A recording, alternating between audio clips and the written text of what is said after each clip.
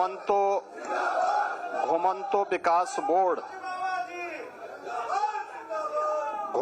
विकास board की घोषणा के उपरांत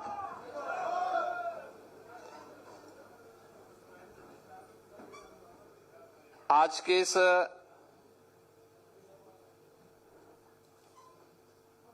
स्वागत कार्यक्रम में उपस्थित उत्तर प्रदेश सरकार में मंत्रिमंडल के मेरे सहयोगी, समाज कल्याण विभाग के मंत्री श्री असीम अरुण जी, राज्य मंत्री श्री संजीव गौड़ जी, उत्तर प्रदेश अनुसूचित जाति एवं जनजाति आयोग के अध्यक्ष श्री बैजनाथ रावत जी, उपाध्यक्ष उत्तर प्रदेश अनुसूचित जाति एवं जनजाति आयोग श्री जीत सिंह खरवार जी, विभिन्न विमुक्त जातियों से जुड़े हुए सभी उपस्थित बंधुओं,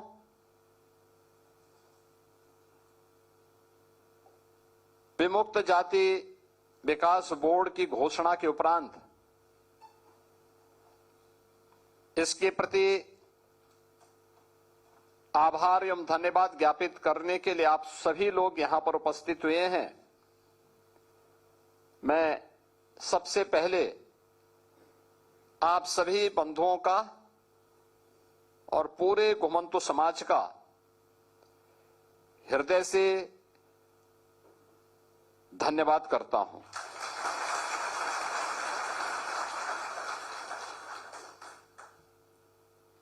आप याद करिए, जब 2014 में प्रधानमंत्री मोदी जी देश के प्रधानमंत्री बने थे, उन्होंने उस समय देशवासियों को कहा था कि बिना भेदभाव के शासन की योजना का लाभ हर एक तबके को देंगे, बिना जाति के, बिना क्षेत्र के, बिना भाषा के भेदभाव के बगैर। और उस समय उन्होंने कहा था सबका साथ, सबका विकास।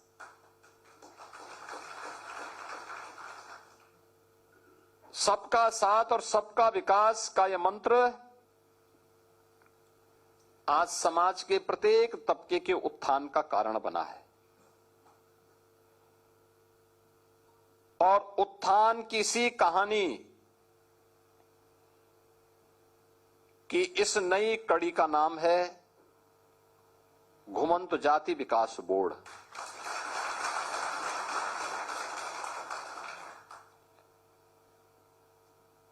वास्तव में जितनी भी घुमंतु जातियां वर्तमान में हैं देश के अंदर, यह सच है कि बाबा साहब डॉक्टर भीमराव अंबेडकर जी के कारण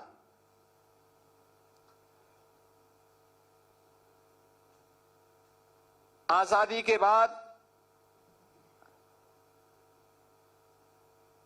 उन्होंने इस जाति को, जो अंग्रेजों की साजिश थी, जिन्होंने क्रिमिनल ट्राइब के रूप में इन्हें आपराधिक घोषित किया था, उस कलंक को मिटा करके बाबा साहब भीमराव अंबेडकर ने 1952 में देश के अंदर विमुक्त जाति इन्हें घोषित किया। याद करिए, अंग्रेजों ने यानी ब्रिटिशर ने इन्हें क्रिमिनल ट्राइब क्यों घोषित किया था? इसलिए क्योंकि इन जातियों ने अंग्रेजों का जीना हराम कर दिया था। भारत की आजादी के लिए बिना रुके, बिना डिगे, बिना थके जो लड़ाई लड़ रहे थे, उन जातियों को आपराधिक श्रेणी में रख करके क्रिमिनल ट्राइब के रूप में उन्होंने 1871 में इन्हें अधिसूचित कर दिया था। 1857 की प्रथम स्वातंत्र समर अंग्रेजों की चूलों को हिला दिया था। उन्हें लगने लग गया था कि अब बहुत दिनों तक हम भारत में शासन नहीं कर पाएंगे, और इसलिए उन्होंने उसके लिए उस समय जैसे ही प्रथम स्वातंत्र समर पर थोड़ी नियंत्रण करने में वे सफल हुए, उसको विफल करने में वे सफल हुए, तो उन्होंने उसके बाद जो रणनीति अपनाई, उन जातियों को चिन्हित करना प्रारंभ किया जो लगातार इस मुहिम में प्रत्यक्ष अप्रत्यक्ष रूप से भागीदार बन रहे थे। और तब 1871 में उन्होंने जो क्रिमिनल ट्राइब एक्ट 1871 बनाया, उसमें उन जातियों को शामिल किया जिससे उनके साथ एक कलंक लग जाए और वे समाज में कहीं भी मुंह दिखाने की स्थिति में न हो। लेकिन याद रखना सत्य सत्य होता है। अगर सोना मिट्टी में मिल जाए तो वह उसका सोनापन खराब नहीं होता।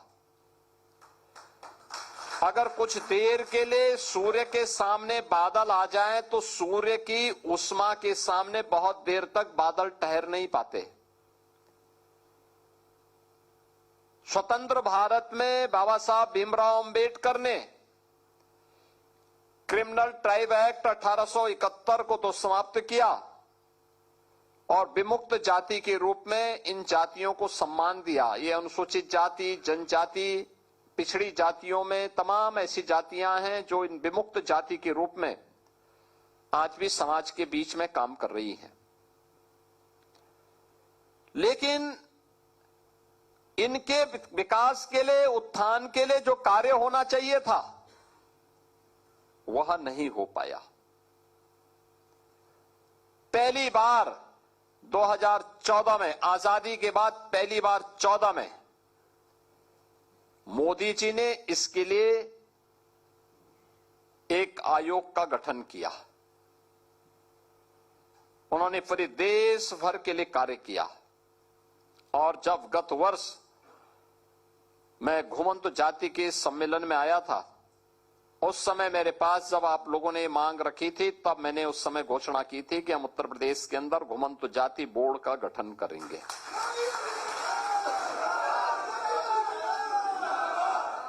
अब बोर्ड के गठन की प्रक्रिया आगे बढ़ी है। बहनों और भाइयों,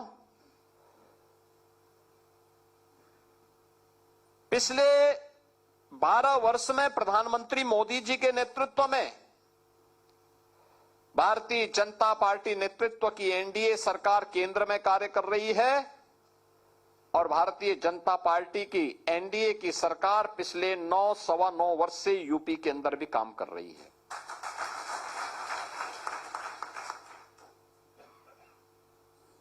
बहुत सारी जातियां आप में से ऐसी हैं जिनको हम लोगों ने बहुत सारी योजनाओं के साथ जोड़ा है। याद करिए, बनटांगिया गांव, पहली बार उन्हें राजस्व गांव के रूप में मान्यता दी गई। हजारों की संख्या में वे लोग आज समाज की मुख्य धारा से जुड़े हैं। मुसहर कोई पुरसा हाल नहीं था। उन्हें सभी प्रकार की सुविधाओं से युक्त करने का काम किया। थारू हो, गौड़ हो, चेरो हो, बुक्सा हो, कोल है, सहरिया है, ये जितनी भी जातियां हैं, इन सभी को हमारी सरकार ने, डबल इंजन की सरकार ने इन्हें शासन की योजनाओं से आच्छादित किया, उनके राशन कार्ड बनाए, जिनके पास जमीन नहीं जमीन के पट्टे उपलब्ध करवाए, जिनके पास आवास नहीं उन्हें प्रधानमंत्री आवास योजना या मुख्यमंत्री आवास योजना का लाभ दिलवाया गया, आयुष्मान भारत का कार्ड दिलाया गया, बिजली के कनेक्शन उपलब्ध करवाए गए, रसोई गैस के फ्री में कनेक्शन उपलब्ध करवाए गए, पेंशन की सुविधा से आच्छादित करने का कार्य, वृद्धावस्था पेंशन हो या निराश्रित महिला पेंशन हो या दिव्यांगजन पेंशन हो, इन सभी पेंशन से भी उन्हें आच्छादित करने का काम किया गया। ये सभी इसलिए क्योंकि प्रधानमंत्री मोदी जी जो बार बार कहते हैं कि जिसको कांग्रेस और समाजवादी पार्टी ने जिसको पूछा नहीं, उसको हमने उसको बुला करके उसकी पूजा की है, इस सम्मान देकर के उसको पूजा की है। क्योंकि हमारे लिए जनता केवल वोट बैंक नहीं है। बिना भेदभाव के भारत के लोकतंत्र के अंदर हर जनता को शासन की सुविधा का लाभ मिलना चाहिए। इसके लिए हमने जनार्दन के रूप में उसको सम्मान दिया है, उसकी पूजा की है। और यही कारण है कि चाहे वह बनटांगिया हो, चाहे वह मुसहर हो, चाहे वह कोल हो, चाहे वह बुक्सा हो, सहरिया हो, गौड़ हो, थारू हो, चेरो हो, इन सभी जातियों के उत्थान के लिए जो कार्य हुआ है, इनको सिचुएशन के लक्ष्य तक पहुंचाने के लिए जो कार्य किया गया है, ये उसी श्रृंखला का हिस्सा है। आप सोचो, इससे पहले क्या कोई सोचता था कि निषाद राज गुहा का ये भव्य प्रतिमा श्रृंगवेरपुर में लगेगी? भगवान राम के साथ गले मिलते हुए निषाद राज की भव्य प्रतिमा आज आपको सैकड़ों किलोमीटर दूर से भी श्रृंगवेरपुर के टीले के ऊपर दिखाई देती है। कितना भव्य तस्वीर है।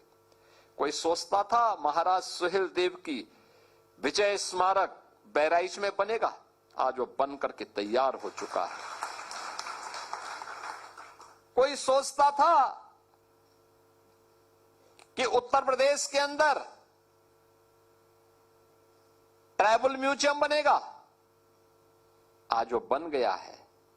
बलरामपुर में मिलिया कोडर में भी बन गया है और हम मिर्जापुर सोनभद्र में भी उसकी बनाने की तैयारी कर रहे हैं।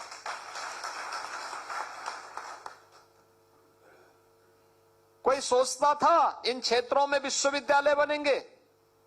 आज आजमगढ़ का विश्वविद्यालय महाराज सुहेल देव के नाम पर, बहराइच का मेडिकल कॉलेज महाराज सुहेल देव के नाम पर। कोई सोचता था कि उत्तर प्रदेश में महिला पुलिस बटालियन 3 गठित हुई और तीनों के नाम किसी न किसी वीरांगना के नाम पर। याद करिए, बदायूं में वीरांगना अवंतीबाई लोधी के नाम पर, लखनऊ में वीरांगना उदा देवी पासी के नाम पे, और गोरखपुर में वीरांगना झलकारी बाई कोरी के नाम पर।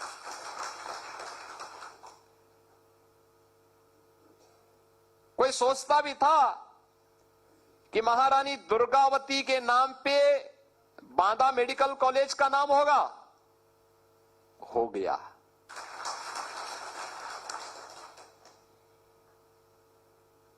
ये सभी कार्यक्रम उसी श्रृंखला के हिस्से हैं। यह बोर्ड जब कार्य करना प्रारंभ करेगा, ये बोर्ड इन सभी जातियों को चिन्हित करके फिर उन्हें सिचुएशन के लक्ष्य तक पहुंचाने के लिए, सिचुएशन का लक्ष्य का मतलब सभी योजनाओं से उन्हें लाभान्वित करते हुए उनके जीवन को स्तर को उठाने का प्रयास भी करेगा। घुमंतु जातियों के साथ साथ अनुसूचित जाति जनजाति के बच्चों के लिए सरकार ने अभी तक आश्रम पद्धति के विद्यालय प्रारंभ किए हैं, जहां पर उन बच्चों को अत्याधुनिक शिक्षा दी जाती है, उनकी लॉजिंग फूडिंग की फ्री में व्यवस्था की जाती है। श्रमिकों के बच्चों के लिए अटल आवासीय विद्यालय प्रारंभ किए गए हैं और अटल आवासीय विद्यालय के माध्यम से उन्हें अत्याधुनिक सुविधा उपलब्ध करवाई जा रही है। पहली बार हुआ है कि श्रमिक के बारे में, स्ट्रीट वेंडर के बारे में, छात्रों के बारे में, युवाओं के बारे में, विमुक्ति जातियों के बारे में। ये विमुक्ति जातियां, इनको कोई क्रिमिनल ट्राइब नहीं कह सकता, बल्कि ये विमुक्त जातियां वे हैं जो भारत के स्वाधीनता संग्राम सेनानी हैं। और स्वाधीनता संग्राम सेनानी होने के नाते जो सम्मान उनको प्राप्त होना चाहिए था, उस सम्मान को देने के लिए ये डबल इंजन की सरकार निकली है। और उसी सम्मान को प्रदान करने के लिए हम बार बार आपके बीच में आते हैं। मैं आज के इस अवसर पर आपको इस बात के लिए आश्वस्त करता हूं और मैं मंत्री जी से भी कहूंगा कि बहुत शीघ्र बोर्ड का कार्य रूप आगे बढ़ना चाहिए।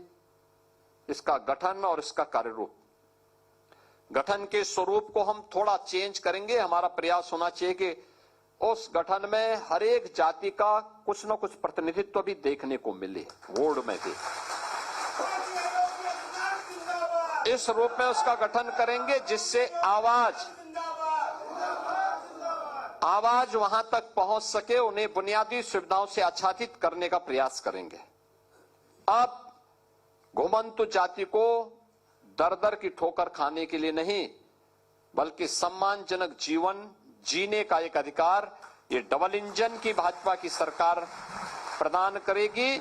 और यही प्रधानमंत्री मोदी जी का विजन है और इस विजन को जमीनी धरातल पर उतारने का काम ये सरकार करेगी। इस विश्वास के साथ आज आप सब यहां पर उपस्थित हुए हैं। मैं इसके लिए आप सभी बंधुओं का मैं हृदय से धन्यवाद ज्ञापित करता हूं, आपका अभिनंदन करता हूं और विश्वास करता हूं कि आप सभी मिलकर के समाज की मुख्य धारा के साथ जुड़ करके इस अभियान को आगे बढ़ाने का काम करेंगे।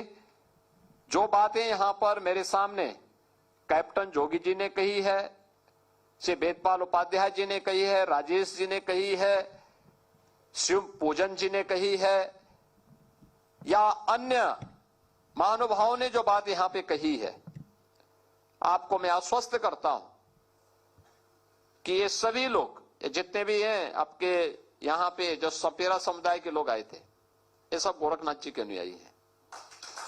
आज से नहीं, बहुत प्राचीन काल से ये लोग, जब विदेशी हमले होते थे तो इनका उपयोग होता था उस समय समाज में जागरूकता पैदा करके अलर्ट घोषित तैयार कर अलर्ट करने के लिए कि भाई जागरूक हो जाइए, क्योंकि उस समय माइक थे नहीं, टेलीफोन था नहीं। तो ये लोग जाकर के भजनों के माध्यम से लोगों को अलर्ट करते थे कि हमला होने वाला है, अगर हमले का जवाब देना है तो तैयार करो और नहीं तो सुरक्षित स्थान की तरफ निकल जाओ। ये उस समय की परिस्थिति के अनुरूप ये बनाए गए थे। आज भी ये लोग घुमंतु के रूप में घूम रहे हैं और हम इनके पुनर्वास के लिए पूरी प्रतिबद्धता के साथ संकल्पित होकर के कार्य करेंगे। आप सबको मैं आज के इस अवसर पर यहां आगमन के लिए हृदय से धन्यवाद देता हूं और मंत्री जी से कहूंगा, सीएम अरुण जी से, संजीव गौड़ जी से कहूंगा कि वे अविलंब इस कार्यक्रम को आगे बढ़ा करके इस बोर्ड के गठन की तैयारी करेंगे। धन्यवाद। जय हिंद।